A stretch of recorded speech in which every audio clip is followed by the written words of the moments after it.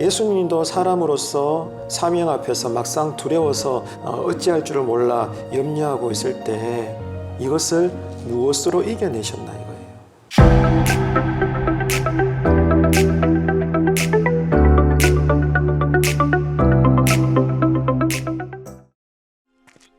그들이 겟세마네라 하는 곳에 이르매 예수께서 제자들에게 이르시되 내가 기도할 동안에 너희는 여기 앉아 있으라 하시고 베드로와 야고보와 요한을 데리고 가실새 심히 놀라시며 슬퍼하사 말씀하시되 내 마음이 심히 고민하여 죽게 되었으니 너희는 여기 머물러 깨어 있으라. 조금 나아가사 땅에 엎드려 될 수 있는 대로 이때가 자기에게서 지나가기를 구하여 이르시되 아빠, 아버지여, 아버지께는 모든 것이 가능하오니 이 잔을 내게서 옮기시옵소서. 그러나 나의 원대로 마시옵고 아버지의 원대로 하옵소서. 돌아오사 제자들이 자는 것을 보시고 베드로에게 말씀하시되 시몬아, 자느냐? 네가 1시간도 깨어 있을 수 없더냐? 시험에 들지 않게 깨어 있어 기도하라. 마음에는 원이로되 육신이 약하도다.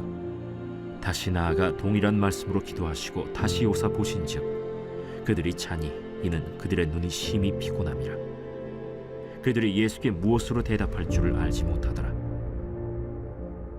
세 번째 오사 그들에게 이르시되 이제는 자고 쉬라. 그만 되었다. 때가 왔도다. 보라, 인자가 죄인의 손에 팔리느니라. 일어나라, 함께 가자. 보라, 나를 파는 자가 가까이 왔느니라. 예수님께서 이 땅에 오신 이유는 한 가지 이유밖에 없죠. 온 인류를 구원하시기 위해서 십자가에 달리시기 위함입니다. 방금도 우리가 본문 말씀을 읽었지만 느껴지시죠? 모든 게 때가 있다는 거예요. 기도할 때가 있고 또 기도한 이후에 일할 때가 있고 또 그 이후에는 심판받을 일들도 있고 모든 것이 하나님께서 정하신 때가 있습니다. 해서 오늘 저희들이 오전 예배도 드렸고 식사를 나누신 이후에 이 오후 예배도 우리가 다 예배 드릴 때를 사는 거죠. 은혜 받을 때 은혜 받아야 되고 기도할 때 기도해야 되고 회개할 때 회개해야 되고 일할 때 일해야 되는 것입니다. 그러나 이후에 그날에 우리가 주님의 심판대에 서게 되면 그때는 후회해봐야 그때는 회개할 수도 없습니다.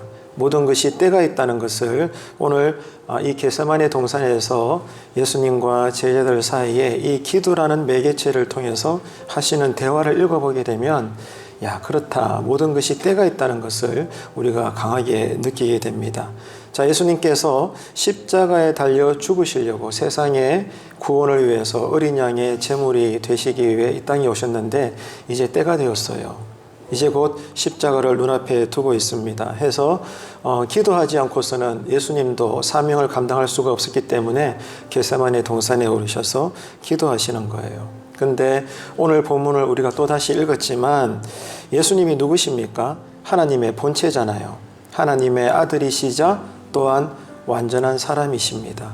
그래서 예수님은 지금까지 가시는 곳마다 이루 말할 수 없는 신적인 권능, 이 신성을 드러내시면서 놀라운 권세 있는 말씀을 포함하여 귀신도 쫓아내시고 모든 질병도 고쳐내시고 심지어 죽은 자까지도 살려내시고 또 풍랑까지도 잠잠케 하신 이루 다 말할 수 없는 하늘의 신성한 능력을 하나님으로서 보여내셨지만 오늘 본문에서는 또 그 하나님 본체이신 하나님의 아들이신 예수님께서 어떤 기도자의 모습을 보이고 계십니까? 놀랍게도 연약한 자로서의 기도입니다. 완전한 하나님의 아들이기도 하시지만 또 완전한 우리와 똑같은 성정을 가지셨던 예수님이기 때문에 십자가에서 죽으시려고 사람이 되시사 우리와 함께 하시는 사람의 삶을 사셨지만 막상 죽음의 사명 직전 앞에 와서는 사람으로서 예수님도 두려웠던 거예요. 그리고 할 수만 있다면 이제라도 하늘에 계신 아버지 하나님이 오케이만 해주시면 다른 방법으로 인류를 구원해 봤으면 좋겠다. 예수님조차도 발발발발 뜨셨습니다. 이게 우리가 믿는 예배의 대상이신 예수님이십니다. 여러분도 그러시겠지만 저도 특별히 사순절 기간을 맞이해서 이런 본문을 읽으면서 큐티하다 보면 참 놀랍더라고요. 예수님도 이러셨다는 거. 알고 있지만 또다시 읽으니까 또 새롭더라고요. 예수님도 이토록 사람으로서 약한 모습을 가지고 사셨구나. 지금 본문에서도 너무 연약한 자의 모습을 드러내시는, 기도하시는 예수님의 모습을 볼 수가 있습니다. 너무 두려웠고 큰 절망 가운데 빠진 거죠. 근데 중요한 것은 이겁니다. 예수님도 사람으로서 사명 앞에서 막상 두려워서 이렇게 어찌할 줄을 몰라 염려하고 있을 때 이것을 무엇으로 이겨내셨나 이거예요. 그러니까 정리하면 우리가 신자로서 생명의 위협을 느낄 만큼 아니면은 정말로 큰 부담이 되는 인생의 희생을 감내해야 될 사명의 자리들이 있잖아요. 그럴 때 모든 사람들은 다 똑같아요. 괜찮다라고 여러분 스스로 최면 걸지 마십시오. 부디 스스로 속이는 자가 되지 마십시오.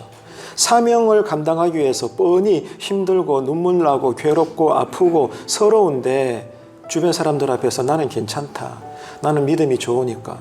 나는 이 일도 기쁘고 즐겁다. 너무 그렇게만 행동하지 말았으면 좋겠어요. 물론 성령님의 강권적인 역사로 그런 어떤 은혜 안에 거할 수도 있지만 다 그럴 수는 없잖아요. 분명히 사명을 감당하지만 또 한쪽 마음에서는 너무 버거운 거예요. 때로는 싫기도 한 거예요.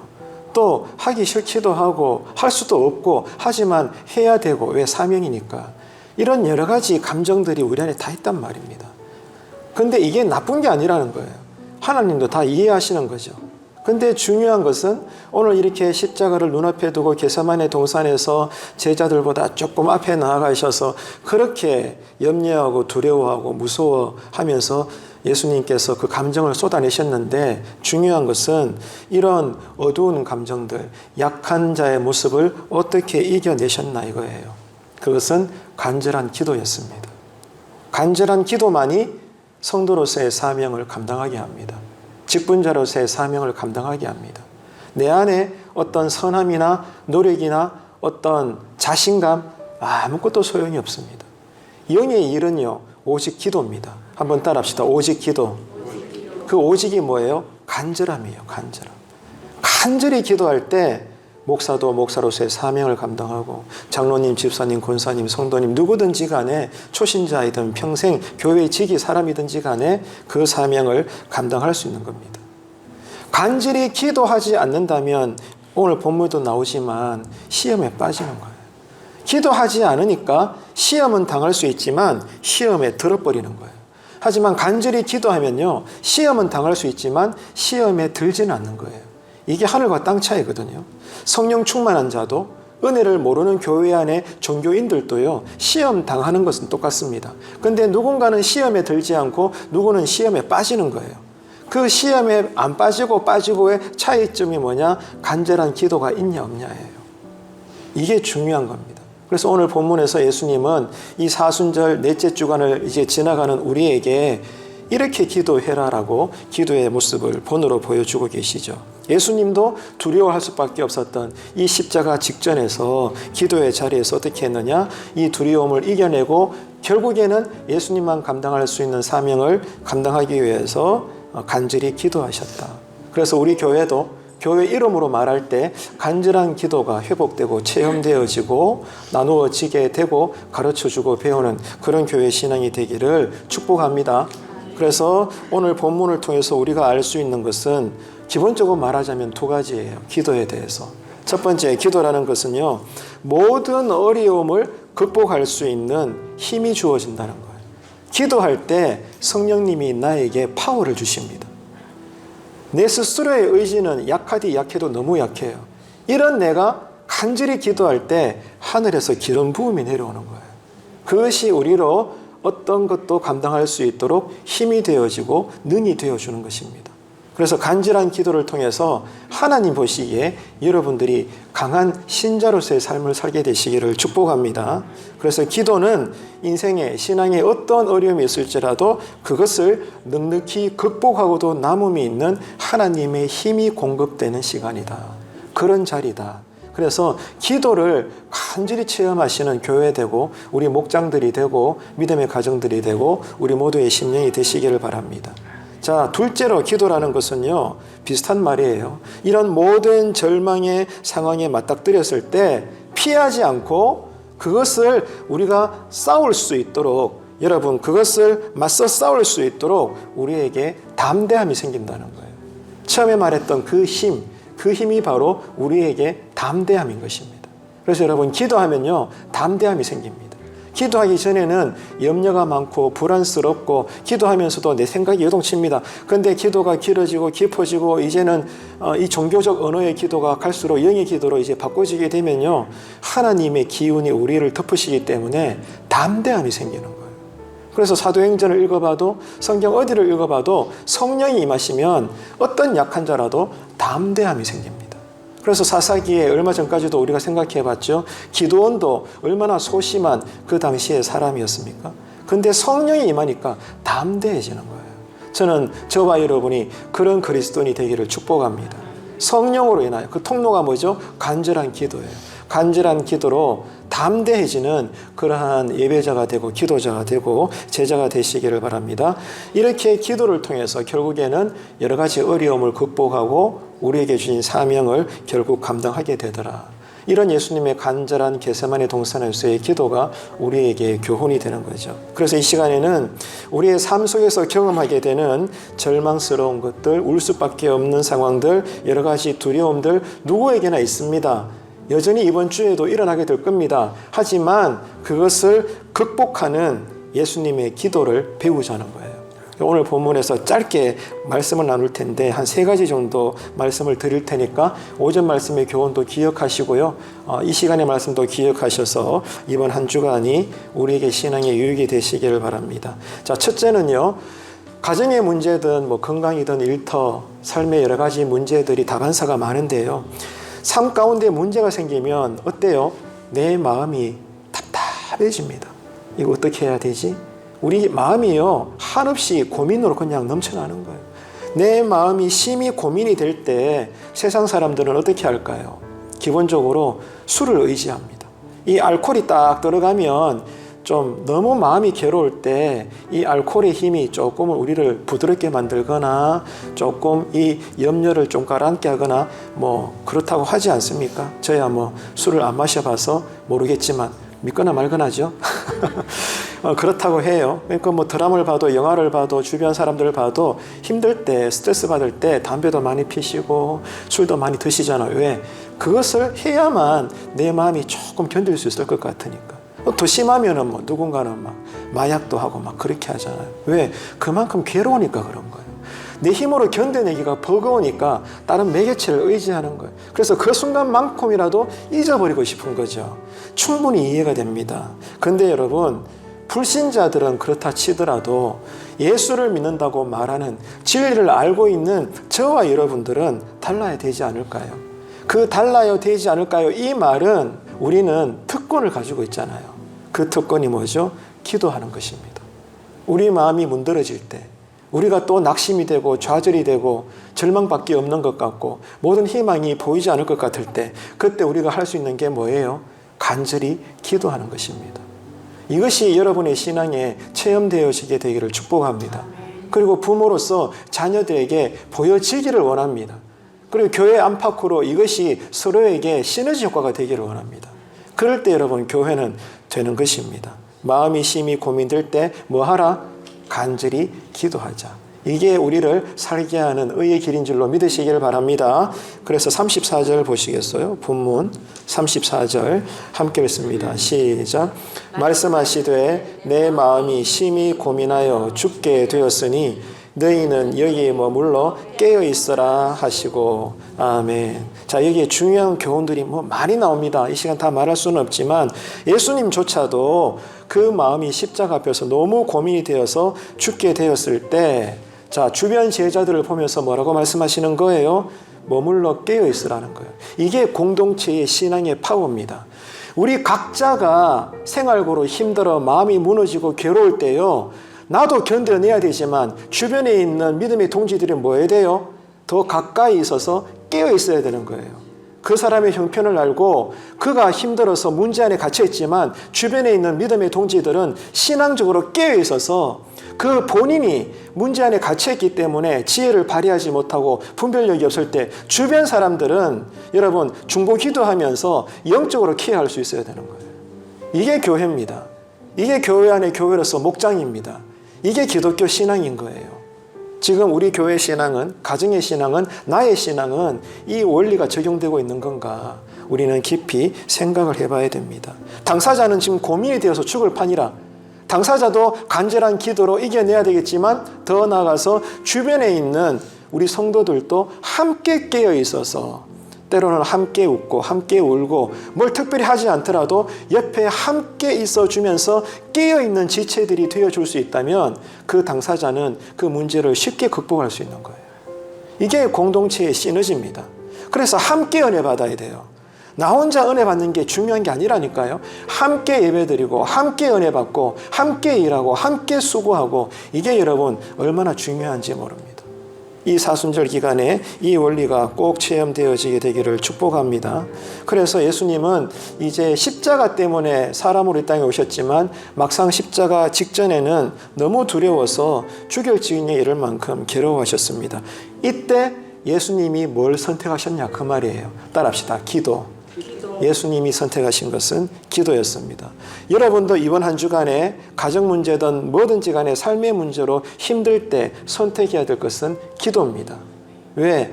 하나님이 길이잖아요. 하나님이 인생의 문이잖아요.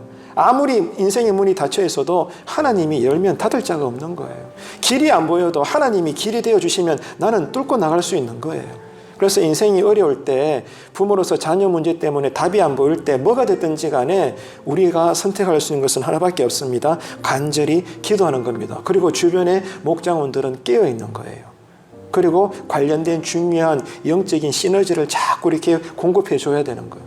이게 여러분 권능 있는 교회죠. 저는 이런 교회가 되기를 간절히 원합니다. 그래서 여러분 우리가 교회의 이름으로 특별히 오늘 또 오전 예배 마치고 목장별 성기미들 우리 목양실에 모여서 잠시 목장 상황들을 체크했지만 교회 안에 교회로서 작은 소그룹이 모였을 때 지금까지 어떤 활동을 많이 했죠? 대다수가 주님 이름으로 모여서 식사도 같이 나누시고 식사 후에 차도 함께 드시고 때로는 기회가 되면 봉사하시고 충성하시고 요즘 같으면 우리에게 토요일마다 오후에 전도하죠. 전도도 하시고 하잖아요. 얼마나 아름답고 교회의 한 모습이고 소중하고 귀한지 몰라요. 맞는 말입니다.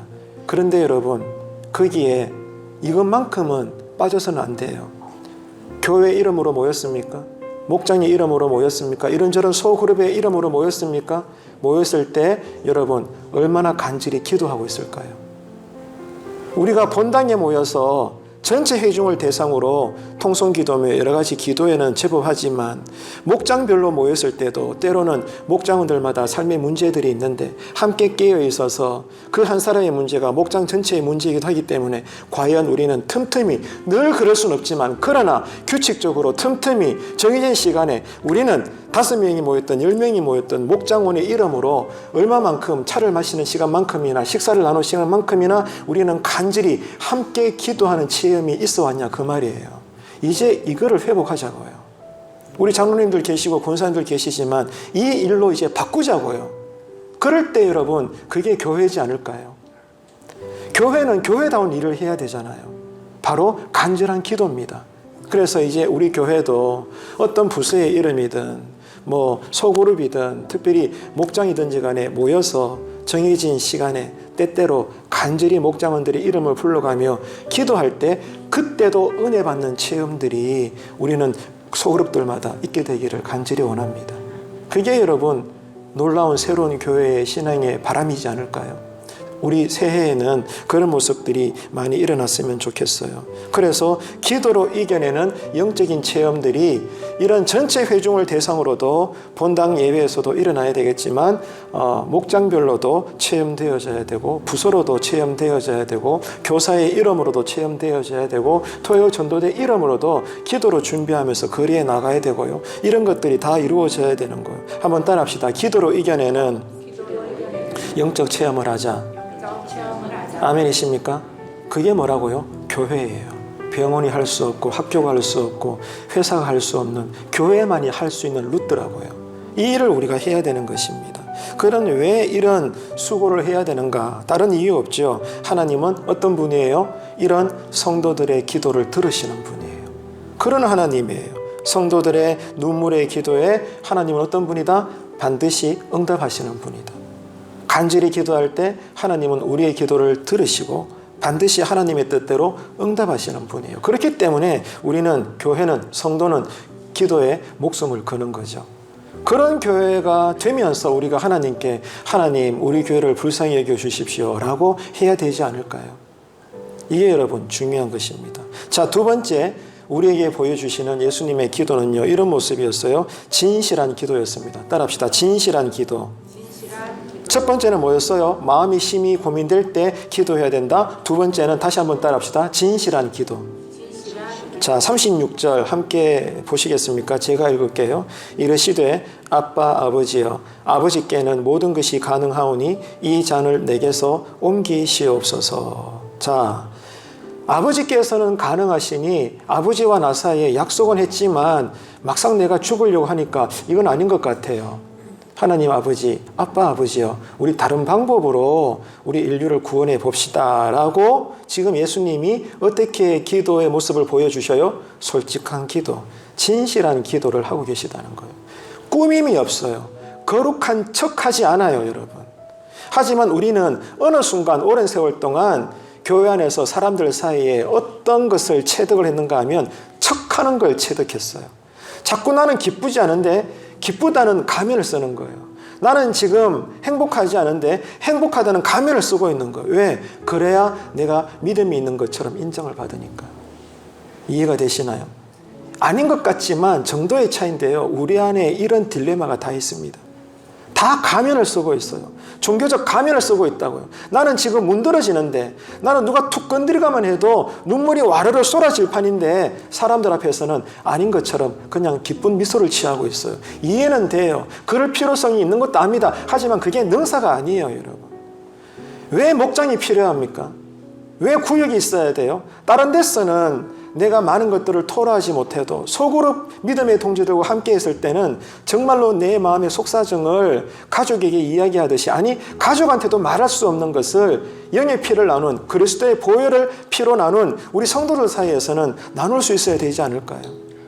그럴 때 여러분 놀라운 획기적인 교회의 분위기가 쇄신되지 않을까요? 저는 그렇게 믿습니다.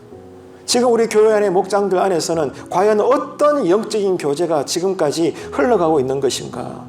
오늘 저는 이것을 생각해 보기를 원하는 거였어요.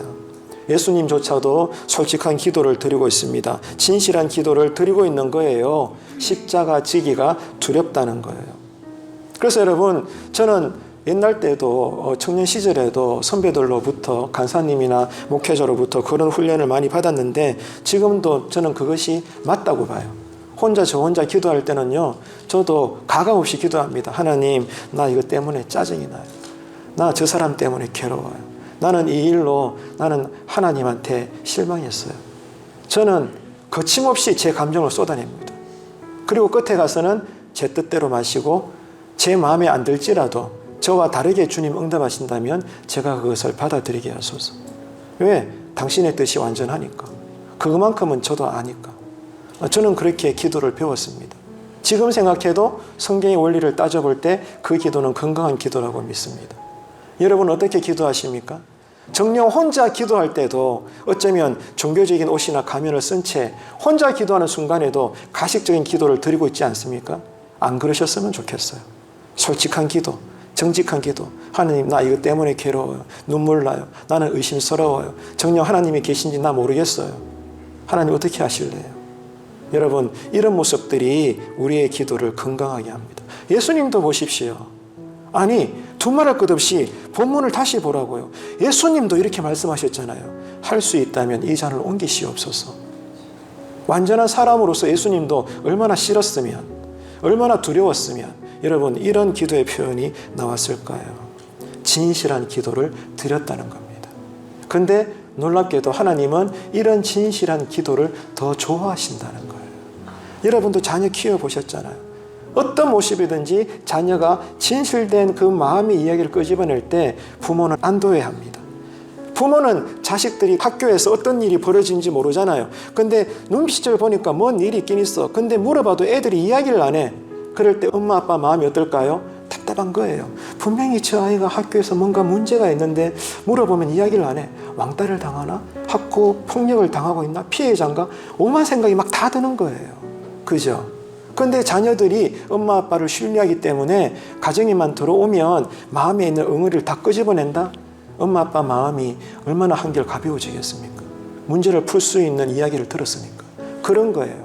여러분, 혼자 홀로 기도하실 때도 지금도 잘하시겠지만 더더욱이나 예수님의 진실한 기도를 본받아서 가식 없는 기도를 하나님께 올려드리자. 아멘이십니까? 이것이 하나님을 기쁘시게 하는 기도라는 거예요. 자, 왜 이런 기도가 필요하냐? 역시 똑같아요. 하나님이 누구신가 그 말이죠. 하나님은 사람의 외모를 보고 판단하지 않고 뭘 살펴보신다? 우리의 중심, 마음을 살펴보신다. 지금 내 마음은 문드러지는데 홀로 기도하는 하나님 앞에서조차 아닌 것처럼 여러분 그렇게 가면 쓰지 말라는 거예요. 내 감정대로 지금 내 마음이 어떤지 있는 그대로 보따리를 다 풀어서 부끄러울지언정 내가 볼 때도 내가 이기스러울지라도 하나님께 내 이 형편없는 꼬라지를 다 보여드리라고. 문제는 왜 일어난지 알겠지만 나로서는 하나님 이것이 괴로워요, 힘들어요, 짜증나요, 스트레스가 돼요. 나는 견디기가 힘들어요. 하나님 어찌하면 좋아요. 내가 나를 생각해도 너무 한심스러워요. 근데 나는 이것 때문에 괴로워요. 하나님 어떻게 하면 좋아요? 지혜를 주십시오. 새 믿음을 주십시오. 하나님의 뜻을 깨닫게 하여 주옵소서. 이런 기도가 여러분 많이 열려지게 되기를 축복합니다. 그러면 여러분 생각해 보세요. 기도가 덜 힘들어질 거예요. 진실된 기도가 지금 주고받고 하기 때문에. 그래서 중요한 것은 이겁니다. 따라합시다. 마음을 다하는 신앙. 뭘 다한다고요? 마음을 다 쏟으십시오. 그래서 여러분도 그러시겠지만 저도 예배 인도하는 자로서 쉽지는 않지만 순간순간마다 예배 순간순간마다 제 나름대로도 집중을 다 합니다. 예, 뭐 앞에 서다 보면요 여러 가지를 동시다발적으로 생각해야 될 자리이기 때문에 이게 쉽지가 않지만 그래도 저도 제 딴에는 순서 하나마다 집중을 다해서 하나님 저의 예배를 받아주십시오. 하나님 오늘 모든 성도들의 우리 송년중앙교회의 오늘 주일 오전 예배를 받아주십시오. 기도하는 마음으로 제단에 쓰거든요. 여러분도 앉으신 자리에서 그렇게 예배에 참여하실 거예요.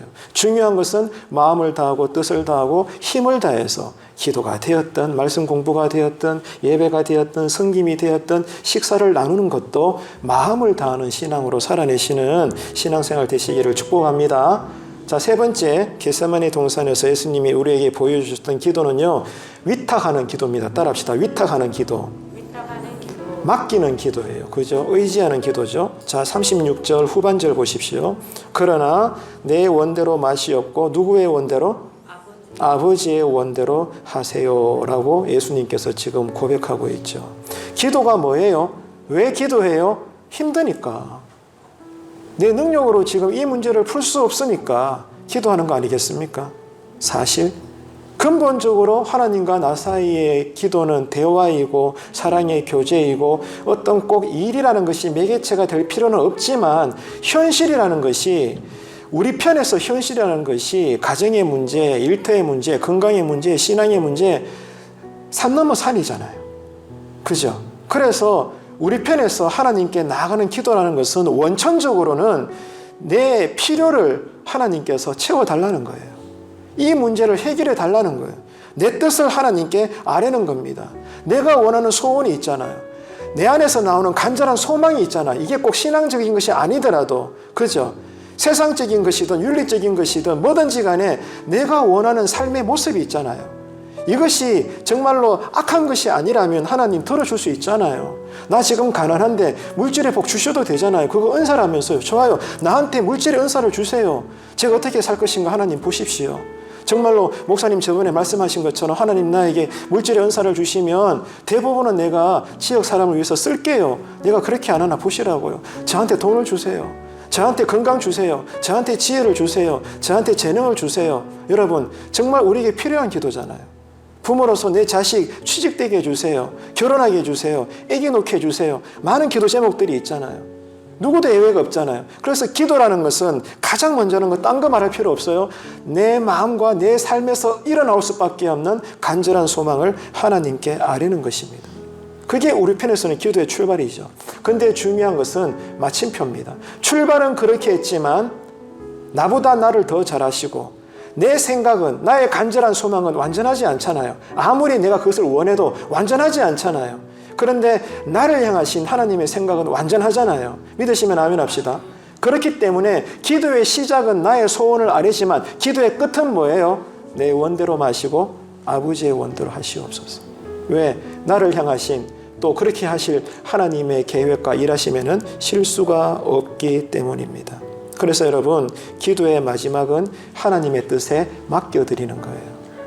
결과는 하나님께 맡겨드리는 것입니다. 어떤 결과가 나오든 하나님의 뜻으로 받아들이는 거예요. 이것은 운명론이 아닙니다.